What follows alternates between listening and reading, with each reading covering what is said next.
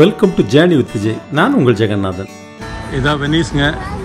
Venice bus stop, central railway station பக்கத்தில் இருக்க bus stop. ஓகேங்களா, நம்ம இப்போ இங்கே தான் சென்ட்ரல் ஸ்டேஷன் உள்ள தான் போயிட்டு ட்ரெயின் ஏறி போக போகிறோம். இதுதான் சென்ட்ரல் ஸ்டேஷனு. ஓகே, அப்படியே உள்ளே போயிட்டு ட்ரெயின் ஏறி போகலாம். ஓகேங்களா, அப்படி சென்ட்ரல் ஸ்டேஷன் உள்ளே போயிட்டுருக்கோங்க. போயிட்டு அப்படி ட்ரெயினில் போயிட்டு காலையில் அங்கே 8 மணிக்கு தான் சுவிட்சர்லாந்து ரீச் ஆகும். ஓகே, அப்படியே கன்டினியூ பண்ணலாம். ஓகேங்களா, வெனிஸ்லேருந்து டைரக்ட் ட்ரெயின் இல்லை சுவிஸுக்கு. ஓகேங்களா, ஒரு 2-3 ட்ரெயின் மாறி போகிற மாதிரி இருக்குது. 7 மணிக்கு கிளம்புனேன் வெனிஸ்லேருந்து. 7 மணிங்கும்போது அங்கேருந்து மிலானோ சென்ட்ரல் அப்படின்னு ஒரு ஸ்டேஷன் வந்து 10 மணிக்கு கொண்டு வந்துவிட்டோம், 10:05 அந்த மாதிரி. அதுக்கப்புறம் அங்கேருந்து 10:43க்கு ஒரு ட்ரெயின் எடுத்து லுகானோ அப்படின்னு சொல்லி ஒரு ஸ்டேஷனில் இறங்கி விட்டோம். லுகானோங்கிற ஸ்டேஷனில் இறங்கிட்டு அங்கே இருந்து இப்போ வந்து பெலின்சோனா அப்படின்னு சொல்லி ஒரு இடத்துக்கு போயிட்டுருக்கேன். இப்போ அங்கே நான் கரெக்டாக ரீச் ஆகக்கூடிய டைம் என்னவா இருக்குன்னா, 1 மணிக்கு ரீச் ஆனோம்னா அடுத்து எனக்கு வந்து எத்தனை மணிக்குன்னா பெலின்சோனாவிலேருந்து அதிகாலையில் 5:59 6 மணிக்கு தான் ட்ரெயின். 6 மணிக்கு ட்ரெயின் எடுத்தோம்னா அங்கே 8-8:15 வந்து சுவிட்சர்லாந்து போயிடுது. இப்போது ஒரு 4 ஹவர் வந்து 4.5 மணி நேரம் நம்ம வந்து வெயிட்டிங் இருக்குது. ஆனால் கரெக்டாக 1 by 1 வந்து நம்ம பார்த்து அந்த ட்ரெயினை வந்து மாறி மாறி வர வேண்டிய இருக்குது. அதுவும் நேற்றும் கரெக்டாக தூங்கலை. நேற்று ஃபுல்லாகவே தூங்கலைன்னு வச்சுக்கோங்க. நேற்று தூங்கலை வந்துட்டு இன்னைக்கு காலையில் கொஞ்சம் ரூம் எல்லாம் சொதப்புனதுனால கொஞ்சம் கடுப்பாயிடுச்சு. இல்லைன்னா சரி, அதுக்கப்புறம் வேறு ஏதாவது ட்ரை பண்ணலான்னா ரூமை பார்த்துட்டு 3 மணிக்கு போய் இது பண்ணி வேறு இடங்கள் பார்க்கணுன்னா அது கஷ்டம். இன்னும் நாளைக்கு சுவிஸ் போயிடலான்னு பார்த்தேன். இங்கே இத்தாலியில் வந்து 1 day மோர் தான் என்ன அந்த வெனிஸில். அப்போது வேறு என்ன பண்ணுறது அப்படி சொல்லிட்டு இன்றைக்கி தான் பைசா கோபுரம் போகலான்னு தான் பிளான் பண்ணேன். பட்டு இங்கே இருந்து சொதப்பில்லை. நேற்று வேறு தூங்கலை. அதுக்கப்புறம் சுவிஸ் வேறு போனோம்.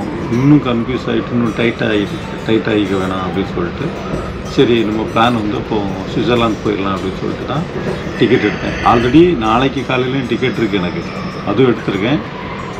அது போக இப்போவும் எடுத்திருக்கேன். இது வந்து அந்த ஒரு 10 days பாஸ் எடுத்ததுனால இந்த டிக்கெட்டை போட்டேன்.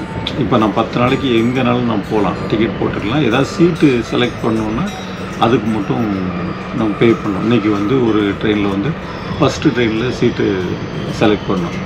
அதுக்கு வந்து 13 யூரோ. சரி, நார்மலாக இப்போ நம்ம செலக்ட் பண்ண தேவையில்லைன்னா நம்ம பாட்டு வந்து அதை மட்டும் செலக்ட் பண்ணி நம்ம பாஸை காமிச்சிட்டு போயிட்டே இருக்கலாம். அதனால் அது 10 நாள் இருக்கிறதுனால நம்ம கொஞ்சம் ஈஸியாக இருக்குது. நம்ம வந்து என்ன டைம்னாலும் எங்கேனாலும் போய்க்கலாம், யூரோப் கண்ட்ரி ஃபுல்லாக. அதனால் சரி ஓகே, இப்போ வந்து மாறி மாறி வந்தால் கூட காலைல ஒரு 8-8:30க்குள்ளே அங்கே ரூமுக்கு போயிடலாம்.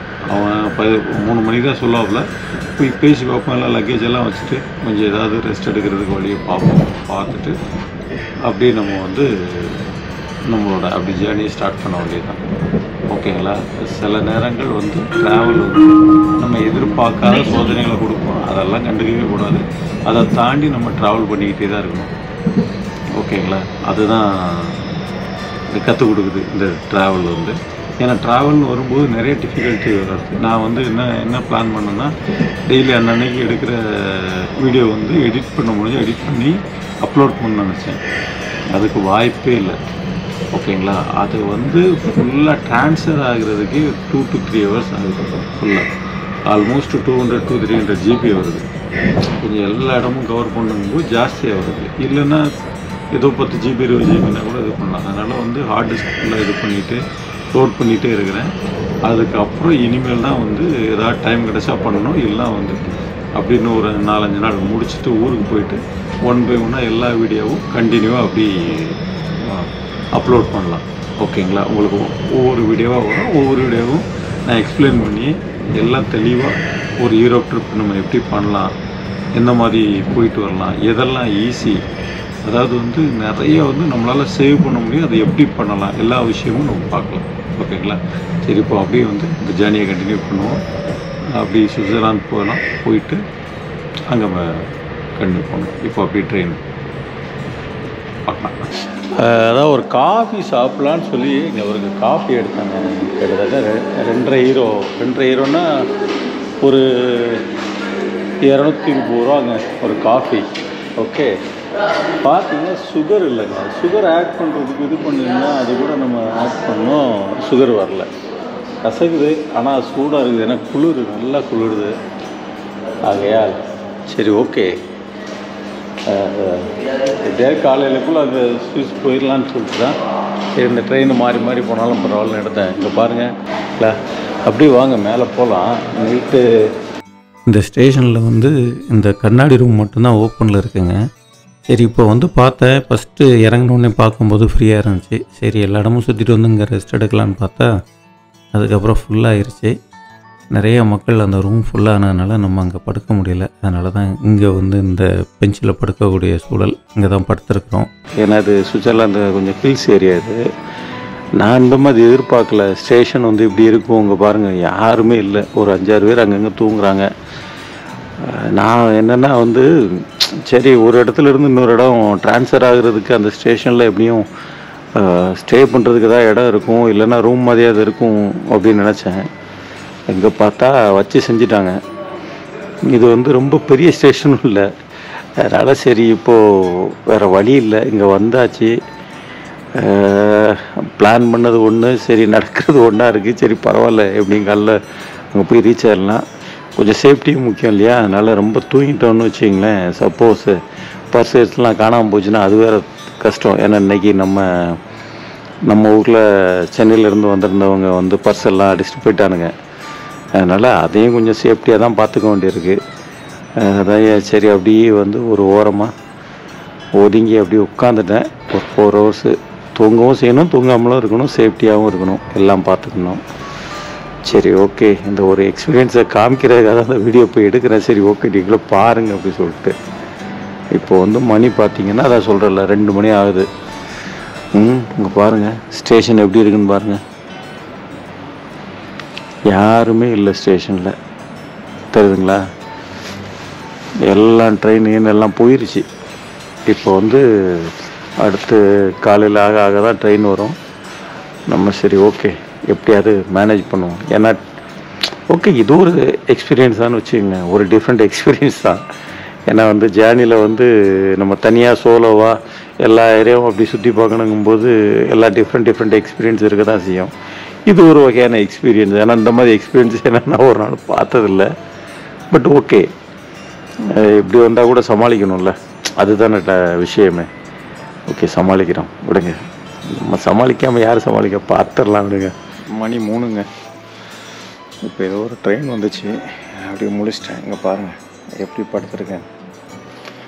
அப்படி ஒரு கம்ப்ளீட் இருந்தால் பொத்தி படுத்துட்டேன். என்ன பிரச்சனைனா, சரி ஜர்க்கின் போட்டிருக்கேன், கொள்ளுறதுன்னு சொல்லி மேலே மூணுனா, இந்த நான் படுத்துருக்கேன்ல இது வந்து நெட்டு மாதிரி இருக்குது, கீழோடி குளிருது. சோதனை எப்படிலாம் வருது பாருங்கள், டிசைனாக வருதுங்க சோதனை. சரி ஓகே எப்படியும் மேனேஜ் பண்ணலாம். சரி ரெஸ்ட் ரூம் வருதுன்னு சரி ஓகேன்னு சொல்லி ரெஸ்ட் ரூம் போகலான்னு பார்த்தா எவ்வளோ போட்டு வச்சுருக்கான் தெரியுமா? உள்ளே போகிறதுக்கு பாத்ரூம் போனால் 1 யூரோங்க. சரி அது கூட விடுங்க, 1 யூரோன்னா 92 ரூபா. ஓகே அது கூட பிரச்சனை இல்லை. சரி ஓகே போகலான்னா க்ளோஸ் பண்ணி வச்சுருக்கானுங்க. என்னவா 11:30 மணிக்கு மேலே க்ளோஸ் தான். டேய் பாத்ரூமுக்கு மாடா க்ளோஸ் பண்ணுவீங்க, வந்தால் என்னடா செய்வாங்க அப்படின்னா அது கூட இது இல்லை. சரி ஓகே விடுங்க. அது கொடுமையிலையும் கொடுமை, பெரிய கொடுமை. நான் என்ன பண்ணேன் இடையில, இப்போ அங்கே போயிட்டு அங்கே அந்த இது இங்கே ஒரு லிக்கர் ஷாப் மாதிரி ஒன்று இருந்துச்சு, பார் மாதிரி எல்லாமே இருக்குது, ரெஸ்டாரண்ட் மாதிரி வச்சுருந்தானுங்க. அங்கே போயிட்டு வந்துட்டேன்னு வச்சுங்க, ஃபுல்லாக அதுக்கே ஒரு 1/2 hour தேடி அலைஞ்சு தான் போகணும். ஏன்னா இங்கே க்ளோஸ் பண்ணிட்டாங்க. அப்புறம் வெளியே கொஞ்சம் இந்த போலீஸ் 2 பேர் நின்றுட்டு இருந்தாங்க. அவங்ககிட்ட கேட்டேன், அவங்க சொன்னாங்க அந்த அங்கே போங்க. அவன் வெளியே எங்கேயோ காமிச்சு விட்டான், நான் பார்த்தேன். சரி இங்கே போயிட்டு இது பண்ணா ஓகே சார் யூஸ் பண்ணிக்கங்க நானுங்க. ஓகே இப்படியெல்லாம் கொடுமை அனுபவிக்க வேண்டியிருக்குங்க. பார்த்தீங்களா நிலைமைய? எப்படி இழுத்து பூச்சிட்டு ரூமில் படுத்து தூங்குறது. எங்கே பாருங்கள், எந்த ஊர்னு இல்லாமல் யூரோப் கண்ட்ரியில் சுவிட்சர்லாந்தில் இந்த மாதிரி ஒரு இடத்துல வந்து தூங்க வச்சாச்சு. ஆண்டவன் தூங்க வச்சிட்டான். சரி மக்களே, அப்படியே நான் வந்து கொஞ்சம் அப்படியே ரெஸ்ட் எடுக்கிறேன். மக்களே முடியல, ரொம்ப குளிருது. நீ படுத்த அப்படியே ப்ரீஸ் ஆயிடுவோம்னு நினைக்கிறேன். அதனால நான் எந்திரிச்சிட்டு அப்படி கொஞ்சம் நடக்கலாம்னு சொல்லிட்டு ஓகே அப்படி கொஞ்சம் கீழே அண்டர் கிரவுண்டு ஒரு இது இருக்குது, அது வரைக்கும் போயிட்டு வரலாம்.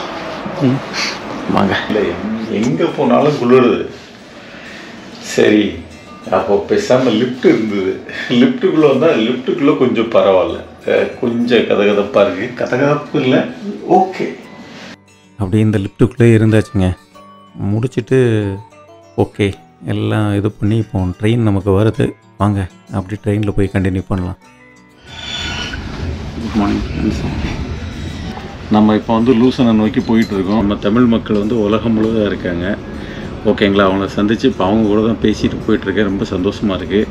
நீங்களும் அவங்கள பாருங்கள். நானும் ஒரு சில கொஸ்டின் கேட்குறேன். அவங்க என்ன இது இன்டர்வியூ எடுத்துட்டாங்க.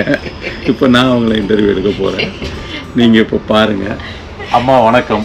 வணக்கம். அம்மா உங்கள் பேர் என்னம்மா? என்னுடைய பேர் விமலா தேவி.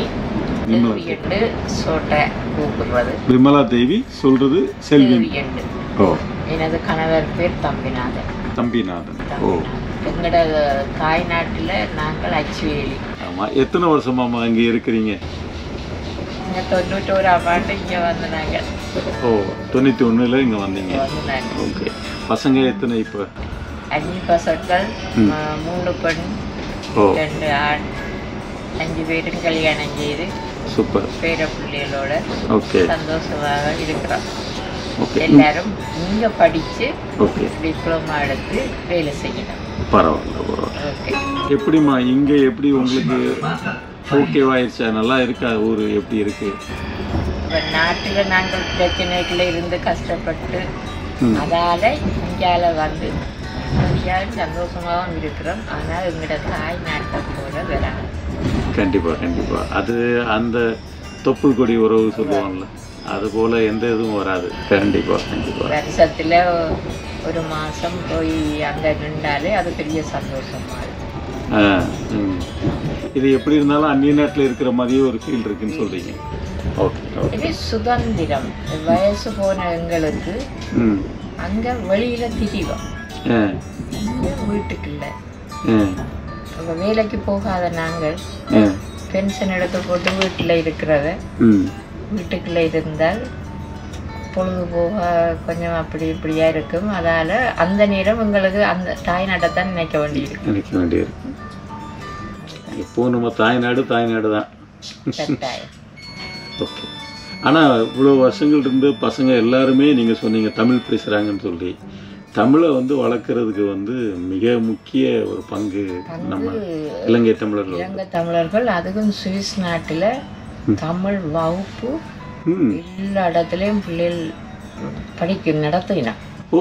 அது விடுதலை புலிகள் காலத்திலேயே துவங்கினது. எங்க சுவிட்சர்லாந்துல எல்லா நாட்டிலே துவங்கினவை. அப்போ அந்த நேரம் அந்த இது விடாமல் இப்போ தொடர்ந்து நடத்தி கொண்டிருக்கிறார். தமிழ் படிக்கிறது பரவாயில்ல. அங்கே ஸ்ரீலங்கா சிலபஸை தான் இங்கே எடுத்து பிள்ளைகளுக்கு படிப்பிக்கணும். ஆனால் தமிழ்நாட்டில் தமிழ் சொல்லி எல்லாமே வந்து தமிழ் அரசியல் தான் பண்ணுறாங்க. இங்கே அந்த பிள்ளைகளுக்கு படிப்பிக்கிற ஆசிரியர் மேலும் தராதரம் பார்த்து தான் எடுத்து வச்சிருக்கிறோம். ஓ ஓ. அவை அங்கே ஸ்ரீலங்காவில் டீச்சராக இருந்திருப்பினும், கேம்பஸ் பிள்ளைகளாக இருந்திருப்பினும், அப்படி ஒரு தராதரம் உள்ள ஆசிரியர்களை தான் எடுத்து இங்கே பிள்ளைகளுக்கு படிப்பிக்க. இதுதான் தமிழ் வளர்க்குற முறை. அதோட பிள்ளைகள் முதல் 10ஆம் வகுப்பு வரைக்கும் படித்து டிப்ளமா கொடுத்தவ இப்போ 12ஆம் வகுப்பு வரைக்கும் படித்து டிப்ளமா கொடுக்கிறாங்க. ஓகே. இந்த சுவிஸை பொறுத்த வரைக்கும் தமிழ் இந்த இங்கത്തെ மொழியில் ஸ்கூலில் படிக்கிற பிள்ளைகளுக்கு ஏதாலும் மார்க்ஸுகள் குறைஞ்சா கொண்டா எங்களோட தமிழ் ஸ்கூல் மார்க்ஸ் ரிப்போர்ட்டை காட்டி அவையிட்டு அந்த சலுகைகள் எடுக்கலாம். பிள்ளை எக்கட பாசையில் நல்லா படிக்குது சொல்லி அது ஒரு சலுகை இங்கே இருக்கு. நம்மளோட மதர் லாங்குவேஜ் படிக்கிறாங்க, தமிழ் லாங்குவேஜ் படிக்கிறாங்க. பரவாயில்ல. உங்களை சந்திச்சதில் ரொம்ப மகிழ்ச்சி. இப்போ எங்கே பொண்ணு வீட்டுக்கு போகிறீங்களா? வாசல்ல என்னுடைய மூத்த மகள் இருக்கிறா. ஓகே. அங்கே கனடாவிலிருந்து எங்களுடைய அண்ணன் வந்திருக்கிறேன். ஓ. அப்போ அதை செவ்வாய்க்கிழமை புதன்கிழமை ஃப்ளைட் அவருக்கு. ஓகே. அதுக்கையில் போய் அவரை சந்திச்சுட்டு வருவோம். பரவாயில்ல, நன்றி அம்மா. பாருங்கள் அம்மா நானும் வந்து ட்ராவல் பண்ணிகிட்ருக்கோம். பார்த்ததில் ரொம்ப சந்தோஷம். அப்படி வந்து உலகம் முழுக்க எங்கே போனாலும் நம்ம தமிழ் சொந்தங்கள் எல்லா இடத்துலையும் இருக்குது. அது வந்து ரொம்ப சந்தோஷமாக இருக்குது. இதுதான் நமக்கு வந்து ஒரு ஹாப்பியாகவும் இருக்குது இல்லையா? ஓகே, நம்ம அப்படியே வந்து ஜேர்னியை கண்டினியூ பண்ணலாம். சரியம்மா, நன்றி அம்மா. நன்றிம்மா, நன்றி. அப்படியே மார்னிங் 7 மணி ஆச்சுங்க. இப்போ தான் விடிய ஆரம்பிக்குது. அப்படி பாருங்கள், அப்படி விடிஞ்ச உடனே சுவிட்சர்லாந்தோட அழகு சொர்க்கம் எப்படி இருக்குது பாருங்கள். சான்ஸே இல்லைல்ல. ஆஹா பா, என்ன ஒரு அழகு இல்லை. அதாங்க சுவிட்சர்லாந்து நம்மளை இவ்வளோ நேரம் கஷ்டப்படுத்தினா கூட இப்போ வந்து அதையெல்லாம் மறக்கடிக்கிற மாதிரி இந்த இயற்கை வந்து நமக்கு அப்படி சூப்பராக நம்மளோட மைண்டை மாற்றிருச்சுங்க. இதுதாங்க சுவிட்சர்லாந்து. அதான் பூமியில் ஒரு சொர்க்கம் சொல்லுவாங்கள்ல சுவிட்சர்லாந்து, அதுக்கு வந்து தகுதியான இடம். ரொம்ப அழகாக இருக்குது. வந்தீங்கன்னா மிஸ் பண்ணிடாதீங்க, ஓகேவா? இன்னொரு விஷயம் என்னென்னா, நீங்கள் ட்ராவல் பண்ணும்போது ஒரு ஸ்டேஷன்லேருந்து இன்னொரு ஸ்டேஷன் வந்து டிரான்சிட் வந்து 4 hours 5 hours இருந்தது அப்படின்னா, அதுவும் நைட்டு இருந்ததுன்னா நீங்கள் பார்த்துக்குங்க அது சின்ன ஸ்டேஷனா இல்லை வந்து அங்கே ஸ்டே பண்ணுறதுக்கு இடம் இருக்கான்னு. இடம் எதுவும் இல்லைன்னா நீங்கள் அதுக்கு தக்கப்படி ப்ரிப்பேராக வாங்க. ஜர்க்கின் எல்லாம் கொஞ்சம் ப்ராப்பராக வச்சுக்கோங்க. இல்லைன்னா இன்றைக்கி நம்ம பட்ட கஷ்டம் நம்ம பட வேண்டிய சூழல் இருக்கும். அதை நீங்கள் படக்கூடாது அப்படிங்கிறனால நான் சொல்கிறேன், ஓகேங்களா? அப்படி வாங்க, இந்த விஷுவலை பார்த்துக்கிட்டே அப்படி என்ஜாய் பண்ணிகிட்டே போகலாம்.